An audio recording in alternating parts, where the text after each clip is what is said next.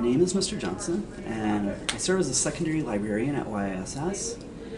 And I love being here, but one of the first ones I ran into my first year was just the reality of being in a library as opposed to being in library school.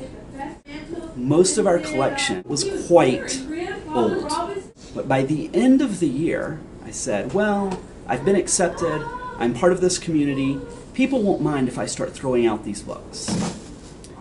So as I started sorting through the collection, choosing books to get rid of just because they were too old or in really bad condition, I found myself throwing away about 2,000 books. Needless to say, some people were not very happy with me at that point. And of course, in the intervening years, I haven't had to throw out that many books. But probably the biggest adjustment for me, because I'd previously worked in a university setting, was to transition from that to kindergarten story time. Casually helping college kids with research when they needed some help, to crying 5- and 6-year-olds. It was a very difficult transition for me.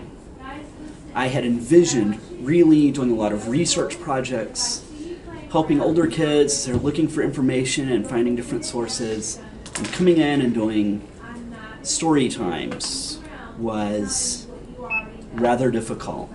Many people think all you're doing is reading a book to some kids. Boy, have you met these kids?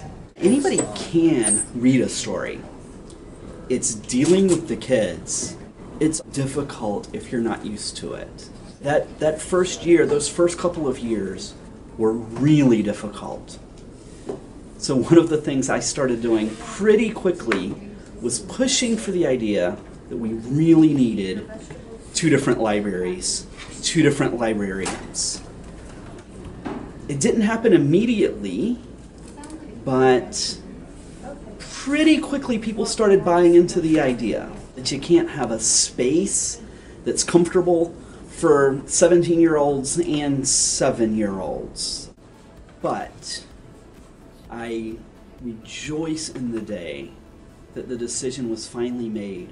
We were in this building, we had a lot of extra space. One of our elementary school teachers had asked about the job. The principal said she'd be a great fit. And I, for one, loved not having to do a story time again.